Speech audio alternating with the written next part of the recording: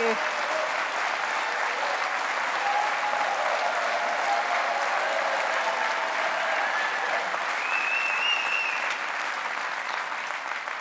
Friends, it's great to be back here in Birmingham. 7 years ago, I came to conference looking to lead the party north of the border. And I promised all of you that I would grow the Conservative family in Scotland. Well, never let it be said I haven't taken matters into my own hands.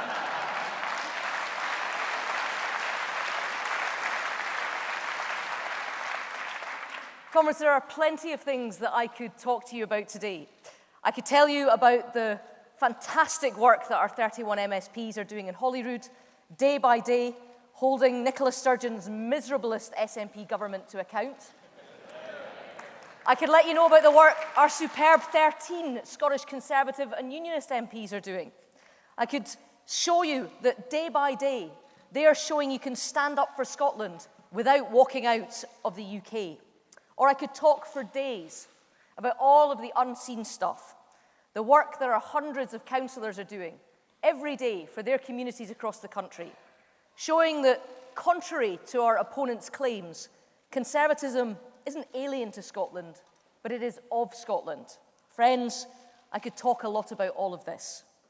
But actually, what I want to talk about isn't the day-to-day of parliamentary speeches or council chamber business. I want to talk about what matters. Things that, when you're about to step back from the front line, for a bit, as I'm about to do, are perhaps a little easier to see. And I want to make a plea to look beyond the sound and fury that passes for our politics right now, where the extremes get ever louder and the centre falls to silence, where more energy is expended on Twitter spats and below-the-line comments than on making it just that bit easier for those who come after. The people whose daily hopes and worries and aspirations should be at the heart of all that we do. People struggling for a deposit, or desperate to get home from work before the nursery closes, or looking to ensure they can receive enough social care to stay in their own home. These are the people that need to be first in our minds. And it's by focusing on their concerns that we do what's needed to bring this country back together. Because there is no point in pretending. The last 2 years have exposed some deep divisions in this country and in this party. And here's a safe prediction. In the days and weeks ahead, we're going to hear more of them.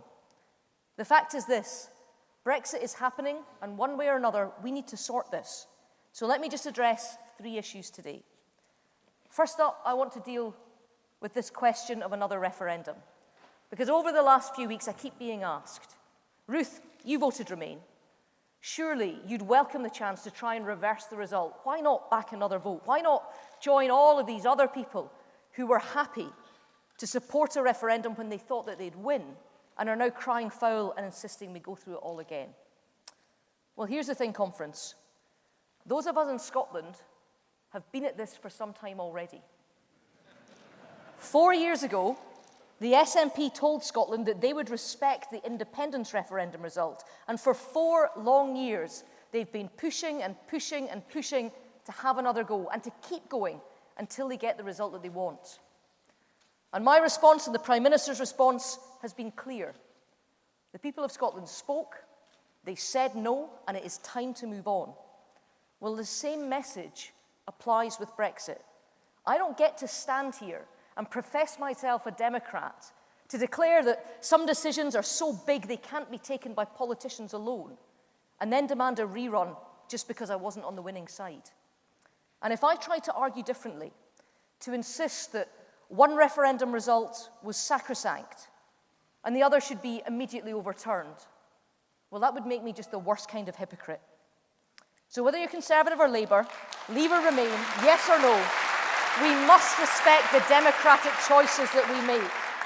We must respect those democratic choices that we make, or we undermine the very principles that we claim to uphold.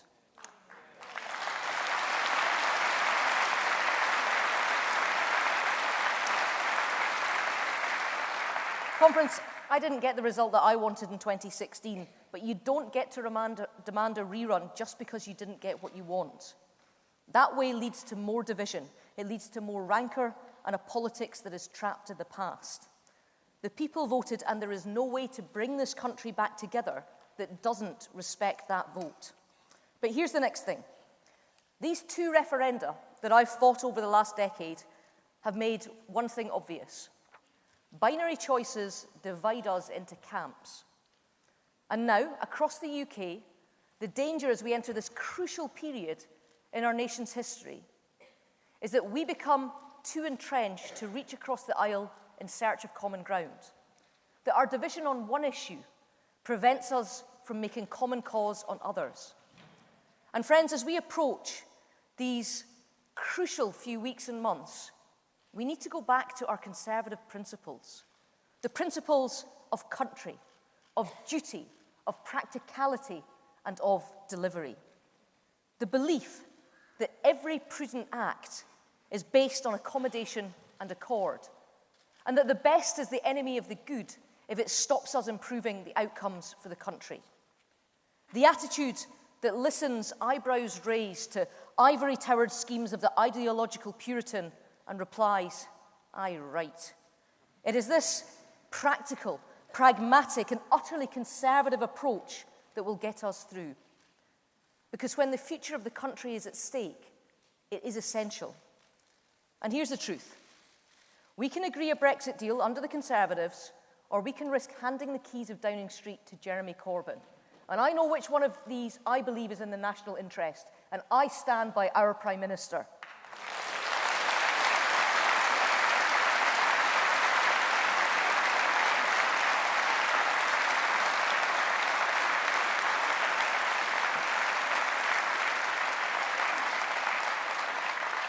And lastly, if we want to sort this, let's remember this too. 2 years ago in July, standing on the steps of Downing Street, Theresa May gave her first address as Prime Minister. And she mentioned something that people tend to forget. It's that the full title of our party is the Conservative and Unionist Party. And she said, "That word unionist is very important to me." Well, me too. Yes, ensuring a future relationship with the EU is important and indeed vital for our country's future. Yes, we must show our friends and allies across the continent that we intend to remain the open, engaged, responsible nation that we have always been. But let us never lose sight of the fact that the union that's most important to us is our own. That union of Scotland, England, Wales, and Northern Ireland.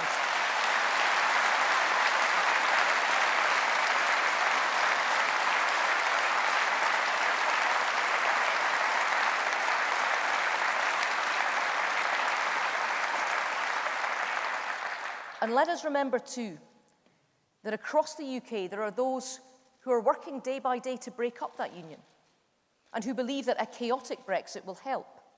And let's remember this also, that the rock upon which this party is founded is a belief in the unity of this country and the enterprise of its people. So let's commit to making this our number one priority, to make sure that the union, our union, emerges stronger, not weaker, from these next few weeks, because that is what matters most. And conference.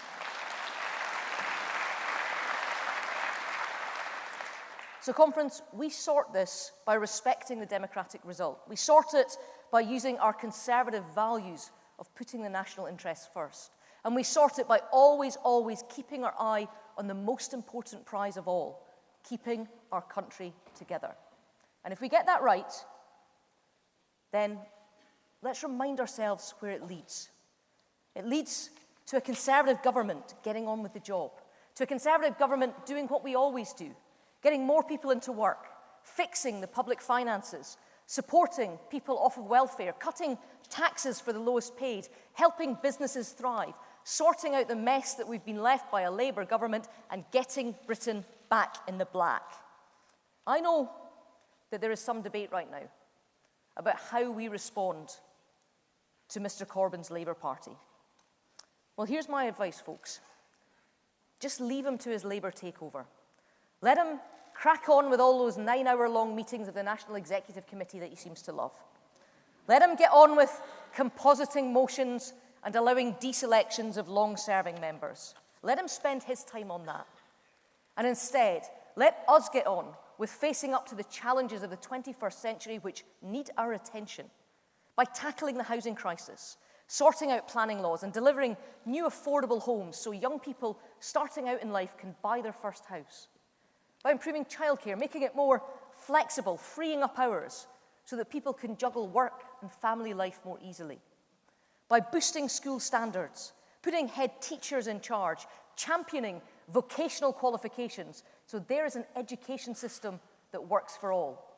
And by delivering security in old age, putting our NHS on a firm footing so that healthcare supported through work can be accessed in retirement.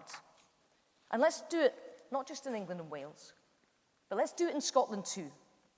Because people keep asking me, do you seriously think that you can beat the SNP? Well, damn right I do. Because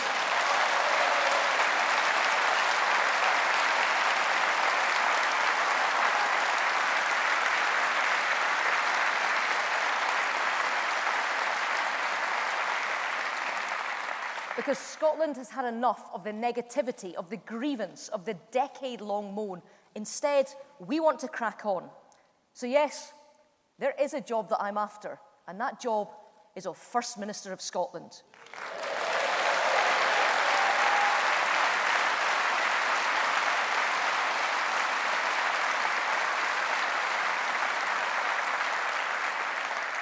And the reason is because I want to lead the country and leave the SNP's decade of division behind us, and instead to move forward, to restore our education system, to make us the real northern powerhouse, and to build the homes that our young people deserve, with a clear goal in mind, to make Scotland the best place in the UK to live, to work, and to raise a family. Conference, I am tired of talking about the Constitution. I want to get on and boost the country that I love, to focus on what matters to people's lives. A decent job, a home of your own, time for your family, security in retirement. It doesn't sound like much, does it? But for too many people in our country, it remains a dream that's out of reach. So let's get behind the Prime Minister so that she can get Brexit done, so that we can throw all our energies on making that dream come true for everyone in this country. That is the real challenge before us. So together, let's all rise to meet it. Thank you.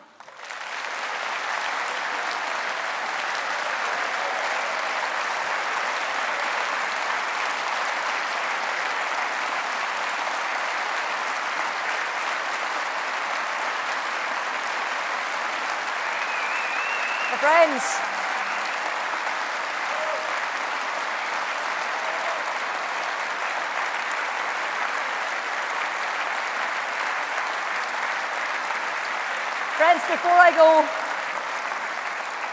before I go, I've got one more duty to perform. It is my absolute pleasure to welcome the new leader of the Welsh Conservatives to the stage. I don't know if any of you watched his unveiling. It was like the best Welsh rugby commentary I'd ever heard.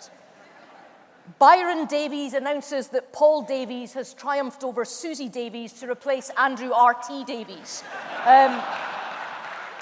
But Paul took his Preseli Pembrokeshire seat off the Labour Party in 2007, and he's never looked back. He is a true servant of the party. He is a champion of Wales. I look forward very much to working with him in the future. So, conference, please give a big welcome to Paul Davies AM.